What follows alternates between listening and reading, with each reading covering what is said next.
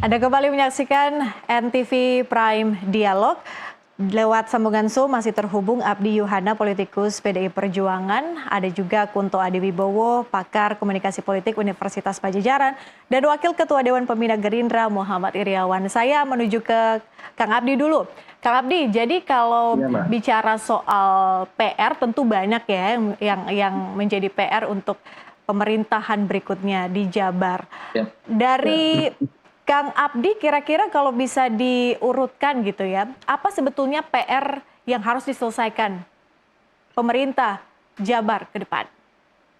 Ya, saya kira secara sederhana untuk bisa melihat ya proses pembangunan di sebuah pemerintah daerah kan tentunya kita bisa melihat dari IPM ya, Indeks Pembangunan Manusia. Memang kita di Jawa Barat ini ya ada salah satu hal yang sangat mendesak untuk terus didorong agar di Jawa Barat ini akan menjadi provinsi yang maju, khususnya terkait dengan sumber daya manusia.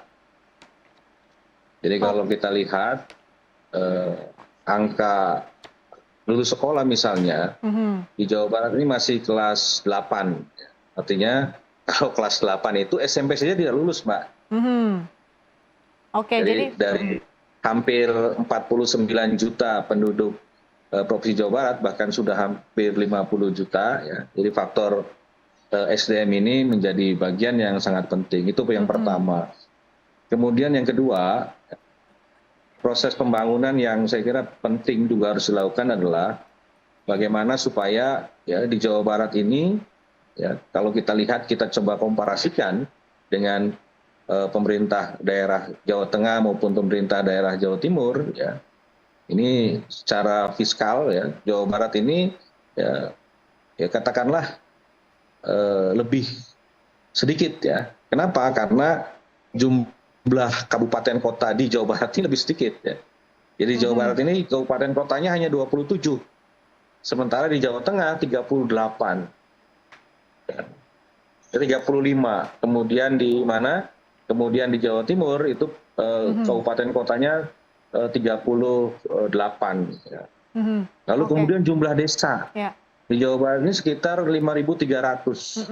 Sementara di Jawa Tengah ya jumlah desanya sudah sekitar 7.000. Di Jawa Timur sekitar 8.000. Sehingga dana desa yang diturunkan dari pemerintah pusat ke pemerintah Provinsi Jawa Barat itu lebih sedikit, yang tentunya berpengaruh pada proses pembangunan di desa-desa. Nah, jadi saya kira itu salah satu beberapa hal yang tentunya harus menjadi perhatian bagi pemerintah daerah Provinsi Jawa Barat ke depan. Tentunya ya PDI Perjuangan siap untuk melakukan pembenahan-pembenahan yang saya kira sangat sangat penting untuk majunya Provinsi Jawa Barat. Oke, Kang Kunto punya pandangan lain? Ya, kalau menurut saya selain permasalahan-permasalahan yang disebutkan oleh Kang Abdi tadi, ada beberapa isu krusial gitu ya Mbak ya, karena tadi secara politik Jawa Barat lebih dekat dengan Jakarta, sehingga isu-isu nasional tampaknya lebih dipersepsi penting oleh pemilih Jawa Barat. Dan ini kan berarti ada beberapa isu nasional yang juga penting, misalnya soal koalisi, lalu kemudian soal keberlanjutan program pembangunan yang kemudian mungkin masih merembet ke pilkada Jawa Barat nanti gitu kan. Dan di sini tokoh-tokoh yang ada di Jawa Barat tentu akan jadi perwakilan dari tokoh-tokoh partai yang ada di nasional, dan bagaimana kemudian isu-isu ini bisa berkembang tanpa kemudian timbul isu-isu yang lebih politik identitas maupun isu-isu yang sara gitu kan. Itu yang kita harapkan, jangan sampai tensi politik memanas yang kemudian juga dibarengi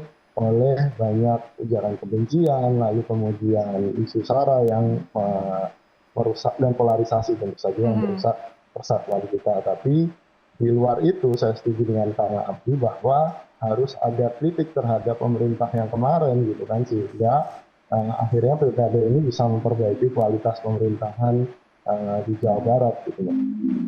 Oke, ada SDM, kemudian pembangunan di desa-desa, kemudian juga ada isu-isu sosial yang tadi disampaikan oleh Kang Kunto. Pak Iwan gimana? Apa kira-kira yang menjadi PR untuk pemerintahan berikutnya di Jabar?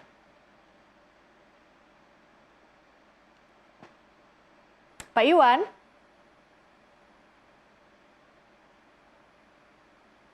Baik.